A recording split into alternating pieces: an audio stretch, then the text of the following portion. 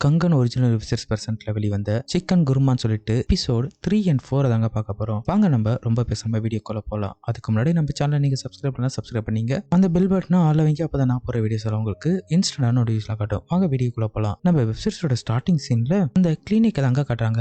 அங்க பார்த்தோன்னா பிரீத்திக்கு வேற அந்த காய் உள்ள மாட்டிக்கும் இல்லையா. டாக்டர் என்ன பண்ணுவார்னா அந்த விடோவான அந்த பிரீத்தியை கீழே படுக்க வச்சுட்டு ஒரு நல்ல மூச்சு இழுத்து ப்ரெஷர் கொடு, அப்பதான் அந்த வெஜிடபிள் வெளியே வரும் அப்படி சொல்ல இப்ப ஆவலும் பயங்கரமா கத்துவாளா. அப்படியே கத்த இவர் சும்மா இல்லாம கையில ஒரு க்ளோஸ போட்டுட்டு கைய உள்ள விட்டு அந்த காய அப்படியே எடுக்குன்ற பேர்ல ரொம்ப கஷ்டப்படுவாருங்க. ஒரு வழியா அதை எடுத்ததுக்கு அப்புறம் இப்ப அவளும் லைட்டா முனங்கிட்டு இருப்பாளா வழியில. இப்ப இவர் என்ன பண்ணுவாருன்னா அவளுக்கு வலிக்குதுன்னு சொல்லிட்டு இந்த மோதேவி அந்த இடத்துல தடவி கொடுக்குங்க. அப்படி தடவி கொடுத்தா என்ன ஆகும்னு உங்களுக்கே தெரியும். கொஞ்ச நேரத்துல அவளுக்கு ஒரு மார்க்கமா நம்ம டாக்டரும் ட்ரீட்மெண்ட்ல உடனே இறங்கிடுவாருங்க. உடனே தன்னுடைய கோட் எல்லாம் கழட்டி போட அவளும் சும்மா இல்லைங்க. ஏன்னா கணவர் வேற இல்லையா. அவளும் தனியா இருந்ததால அவளுக்கு வெறி அதிகமாக இவங்க ரெண்டு பேர் பண்ற சீன்ஸ் எல்லாமே சும்மா வேற லெவல்ல எடுத்திருப்பாங்க. கிட்டத்தட்ட இந்த சீன்ஸ் ஒரு 15 நிமிஷத்துக்கு மேல அந்த அளவுக்கு செம்மையாவே இருக்குங்க. இப்படியே ஒரு வழியா மேட்டர் பண்ணி முடிச்சதுக்கு அப்புறம் இப்ப அவள் ஸ்ட்ரெச்சர்ல அப்படியே டயர்டா படுத்திருக்கிறத காட்டுறாங்க. இப்ப டாக்டரும் அப்படியே வெளியே வருவாங்களா. அப்படி வெளியே வரும்போது வெளியில நம்ம ராணியும் குஷி இருப்பாங்க. உடனே அங்க இருந்த ராணி என்ன கேட்பாங்கன்னா, டாக்டர் அவளுக்கு உடம்பு சரியாச்சா,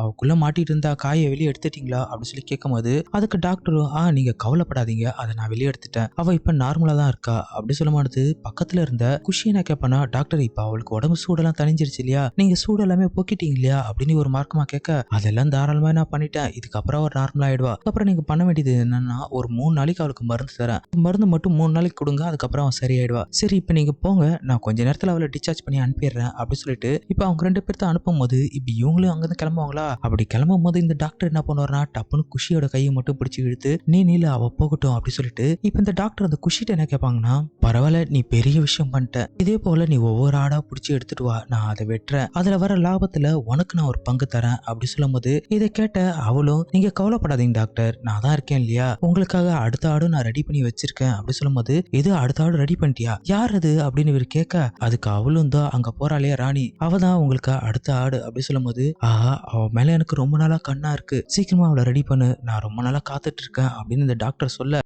இப்ப இந்த டாக்டர் என்ன சொல்றா, சரி ஓகே நீ போயிட்டு உன் வேலையை பாரு, நான் உள்ள போயிட்டு பேஷண்ட்டை பாக்குறேன் அப்படின்னு இவர் உள்ள போயிடுவாரா. இப்படி போன உடனே இப்ப இந்த இடத்துல கொஞ்ச நேரத்துல இந்த பவன் இருக்கான் இல்லையா, அதங்க அந்த ராணியோட வீட்டுக்காரர், அவர் அங்க வருவாரா. அவரை பார்த்த உடனே இந்த குஷினை கேட்பானா, ஆமா நீ என்ன இங்க பண்ற அப்படி சொல்லி கேட்கும் போது ஒண்ணு இல்லப்பா எனக்கு வயிறு ரொம்ப வலிக்குது, அதான் டாக்டர் பார்க்க வந்தேன். ஆமாமா குஷி உள்ள எதுக்கு பிரீத்தி வந்திருக்கா, என்ன விஷயம் அப்படி சொல்லி கேட்கும் போது அதுக்கு இந்த குஷி என்ன சொல்லுவானா, அதுவாப்பா அந்த பிரீத்திக்கு தான் கணவர் இல்லைன்னு தெரியும் இல்லையா, அவன் என்ன பண்ணிட்டானா அந்த வெள்ளரிக்காய தன்னோட கணவரா நினைச்சிட்டு அது கூட சேர்ந்து வெறியா மேட்டர் பண்ணிருக்கா, அவ கொஞ்சம் உணர்ச்சி வசப்பட்டதால அது உள்ளே உடைஞ்சதா, சோ அதனால வலியால கத்திட்டு இருக்கும் போது நானும் உன் மனைவி தான் கொண்டது இங்க சேர்த்தோம், இப்ப அவ பரவாயில்ல அப்படி சொல்லும் போது இதை கேட்ட அவனும் அச்சோ அவ ரொம்ப பாவம் ரொம்ப சிரமப்படுறா, அவளுடைய உடம்பெல்லாம் குணமாவ நான் அந்த கடவுள்கிட்ட வேண்டிக்கிறேன், இதுக்கப்புறம் அவ குணமாவது அந்த கடவுள் கையில தான் இருக்கு அப்படின்னு இவன் சொல்ல அதை கேட்ட குஷியும் ஆமாமா நீ சொல்றது உண்மைதான், எல்லாம் அந்த கடவுள் கையில தான் இருக்கு, சரி நான் வரேன் அப்படின்னு சொல்லிட்டு அவ அங்கிருந்து போயிடுவாளா. இப்ப என்ன பண்ணனா வயிற்ற பிடிச்சிட்டு டாக்டர் அப்படின்னு சொல்லி கூப்பிட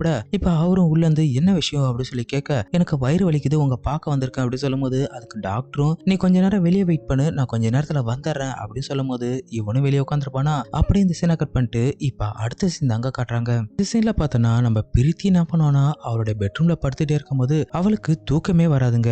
அவையும் யோசிப்பானா, சே இந்த பவனை எப்படிதான் கரெக்ட் பண்றது, ஒரு வழியே தெரிய மாட்டேங்குது, அப்படியே கரெக்ட் பண்ணாலும் இந்த ராணி என்ன யோசிப்பா, அவளுக்கு தெரிஞ்சுன்னா பெரிய பிரச்சனை ஆயிடுமே அப்படின்னு சொல்லி யோசிக்கும் போது அவனை கரெக்ட் பண்றதுக்கு ஒரு ஐடியா இருக்கு, அவனுக்கு தான் சிக்கன் குருமானா ரொம்ப பிடிக்கும் இல்லையா, சோ நம்ம அதை கொடுத்து அவனை கரெக்ட் பண்ணுவோம், அதுக்கப்புறம் நாய் மாதிரி நம்ம பின்னாடி சுத்தி வருவான், இதுதான் நல்ல ஐடியா, அப்ப நாளைக்கு காலையிலே நம்ம சிக்கன் குருமா செஞ்சிடலாம் அப்படி சொல்லிட்டு இவ கனவு கண்டுட்டே அப்படியே படுத்திருப்பாளா. அப்படியே இந்த சீனை கட் பண்ணிட்டு இப்ப அடுத்த நாள் தாங்க காட்டுறாங்க. இந்த சீன்ல பார்த்தோன்னா நைட் டைம்ல நம்ம ராணியும் பவனும் தூங்கிட்டே இருக்கும் போது இப்ப ராணிக்கு ஒரு மார்க்கம் ஆயிடுங்க, அதாவது அவளுக்கு மூட் ஆயிடுமா, சோ அதனால என்ன பண்ணானா பக்கத்துல இருந்த அவனோட கணவரை எழுப்புவாங்க. அதுக்கு அவன் என்ன சொல்லுவானா, இங்க பாரு எனக்கு ரொம்ப தூக்கம் வருது என்னை வீடு அப்படின்னு சொல்ல அதுக்கு அவளும் என்னால விடலாம் முடியாது, இன்னைக்கு நான் ரொம்ப மூடா இருக்கு ஏதாச்சும் பண்ணு அப்படி சொல்லிட்டு அவளும் டைரக்டாவே கேட்பாங்க. அதுக்கு இவன் என்ன சொல்லலாம், இல்ல எனக்கு இன்னைக்கு மூடு கிடையாது, ஒழுங்கா தூங்கு மத்ததெல்லாம் நாளைக்கு பண்ணிக்கலாம் அப்படின்னு சொல்லும் போது அதுக்கு அவளும் டென்ஷன் ஆயிடுவாங்க. உனக்கு எப்பயுமே சிக்கன் குருமா சாப்பிட்டாதான் மட்டும் மூட் ஆகுமா, மத்த நேரம் எல்லாம் மூட் ஆகாதா, ஒழுங்கா இங்கிருந்து வெளியே போ அப்படி சொல்லிட்டு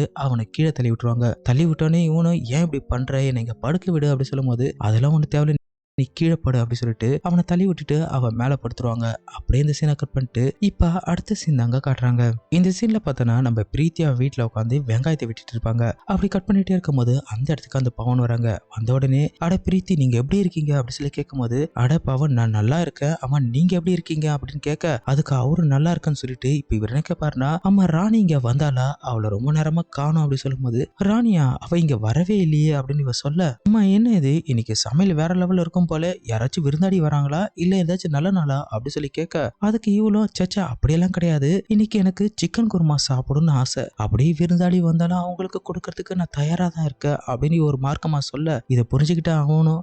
சிக்கன் குருமாவா, என்ன இது இவ்வளவு ஒரு மார்க்கமா பேசுறா, ஒருவேளை இன்டைரக்டா நம்மள கூப்பிடறாளோ, உங்களுக்கு ஒண்ணு தெரியுமா எனக்கு சிக்கன் குருமானா ரொம்ப பிடிக்கும், அதுவும் ரொம்ப காரமா இருந்தா நான் ரொம்ப ரொம்ப பிடிக்கும் அப்படி சொல்லும் போது இது கேட்ட அவளும் நான் வைக்கிற காரம் எப்படி தெரியுமா இருக்கும், சும்மா மேலேயும் சூடாயிடுவ கீழே நல்லா சூடாயிடும், சூடானதுக்கு அப்புறம் என்ன உனக்கு எல்லா இடத்துலயும் புகை வர ஆரம்பிச்சிரும் அப்படின்னு சொல்ல இது கேட்ட அவனும் ஓ அப்படியா, இப்ப இங்க புகை வந்தா அணைக்கிறதுக்கு ஏதாச்சும் இங்க வழி இருக்கா அப்படின்னு சொல்லி கேட்கும் போது அதுக்கு அவளும் அதெல்லாம் நல்லாவே இருக்குது, உனக்கு எங்க வருது மட்டும் சொல்லு அதை நானே அமைக்கிறேன் அப்படின்னு இவ்வளவு டபுள் மீனிங்கா பேச அதுக்கு இவனும் சரி ஓகே அப்ப நான் வரேன் அப்படி சொல்லிட்டு அவனும் அங்கிருந்து கிளம்பிடுவாங்க. அப்படி போகும்போது இந்த பிரீத்தி என்ன யோசிப்பானா இவனுக்கு நான் வைக்கிற குருமால அதுக்கப்புறம் அவன் அடிக்கடி இங்க வரணும் அப்படின்னு அவன் மனசுல நினைக்கும் போது அப்படியே இந்த சீனை கட் பண்ணிட்டு இப்ப அடுத்த சீன் தாங்க காட்டுறாங்க. சீன்ல பார்த்தோன்னா நம்ம ராணியோட வீட்டுல தாங்க காட்டுறாங்க. ராணி அங்க கிளீன் பண்ணிட்டே இருக்கும்போது அங்க பவன் வருவானா, வந்தவன் அவன் மனைவி கூட்டு என்ன சொல்லுவானா ஏ ராணி இங்க பாரு நான் ஒரு பார்ட்டிக்கு போறேன், அதனால எனக்கு புது துணி எடுத்து வை, அது மட்டும் இல்லாத எனக்கு சாப்பாடு இன்னைக்கு தேவையில்லை அப்படி சொன்ன உடனே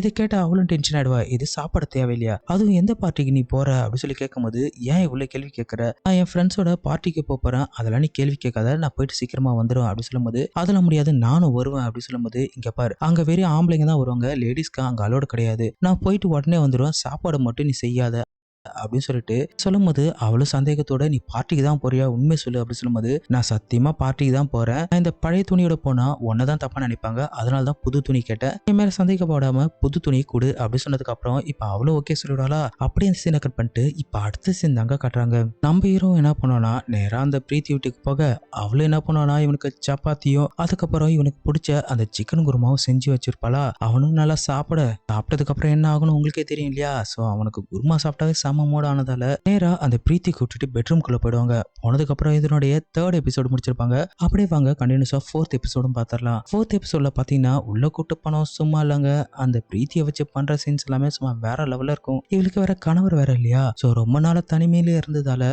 இப்ப இந்த பவன் கூட சேர்ந்து பண்ற சீன்ஸ் எல்லாமே இருக்கு. இவ என்னென்ன நினைச்சாலும் அவங்க கூட சேர்ந்து அதே மாதிரி எல்லாம் பண்ணிட்டு இருப்பாங்க. அந்த அளவுக்கு சும்மா வேற லெவல்ல எடுத்திருப்பாங்க. இப்படியே ஒரு 15 நிமிஷமா மேட்டர் பண்ணி முடிச்சதுக்கு அப்புறம் இந்த சீன் அப்படியே கட் பண்ணிட்டு இப்ப அடுத்த சீன் தாங்க காட்டுறாங்க.